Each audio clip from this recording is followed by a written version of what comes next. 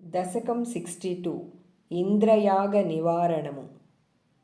कदाचित् गोपालान् विहितमखसंभारविभवान् निरीक्षं त्वं सौरे मघवमदमुद्वंसितुमनाः विजानन्नप्येतान् विनयमृदुनन्दादिपशुपान् अपृच्छः को वायं जनक भवतामुद्यम इति।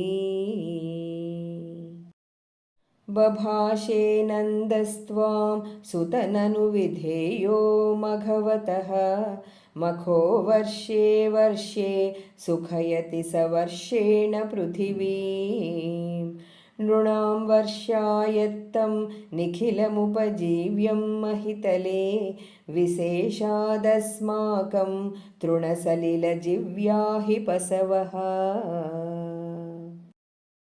इति श्रुत्वा वाचं पितुरैभवानाह सरसं धिगे तन्नो सत्यं मघवजनिता वृष्टिरिति यत् अदृष्टं जीवानां सृजति खलु वृष्टिं समुचितां महारण्ये वृक्षाः किमिव बलिमिन्द्राय ददते। इदं तावत् सत्यं यदिह पशवो नः कुलधनं तदा जीव्यायासौ बलिरचलभर्त्रे समुचितः सुरेभ्योऽप्युत्कृष्टाः ननु धरणिदेवाः क्षितितले ततस्तेऽप्याराध्या इति जगदिधत्वं निजजनान्।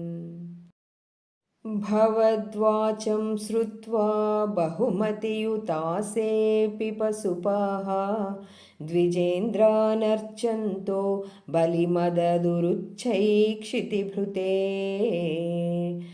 व्यधुप्रादक्षिण्यं शुभ्रुसमनमन्नादरयुताः त्वमादः शैलात्मा बलिमखिलमाभीरपुरतः।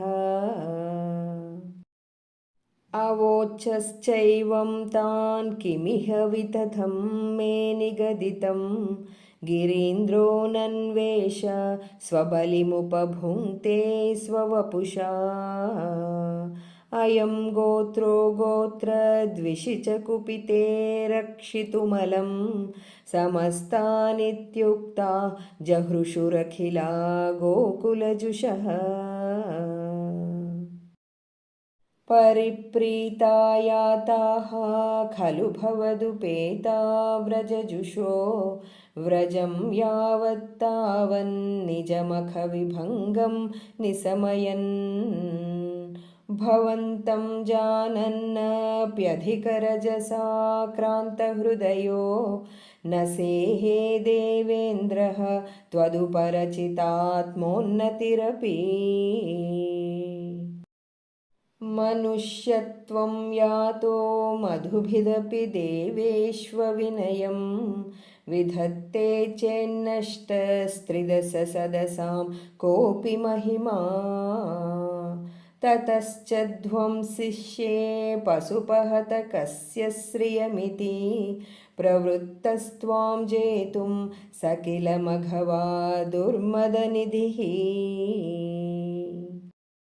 त्वदावासं हन्तुं प्रलयजलदानम्बरभुवि प्रहिण्वन् बिभ्राणः कुलिसमयमभ्रे भगमनः प्रतस्थे नैर्यन्तदहनमरुदाद्यैर्विहसितो भवन्मायानैव त्रिभुवनपते मोहयति कम्। सुरेन्द्रः क्रुद्धश्चेद्विजकरुणया शैलकृपयापि अनाथं कोऽस्माकं नियत इति विश्वास्य पशुपान् अहो किं नायातो गिरिभिदिति सञ्चिन्त्य निवसन् मरुद्गेहाधीश प्रणुदमुरवैरिन्मम गदा।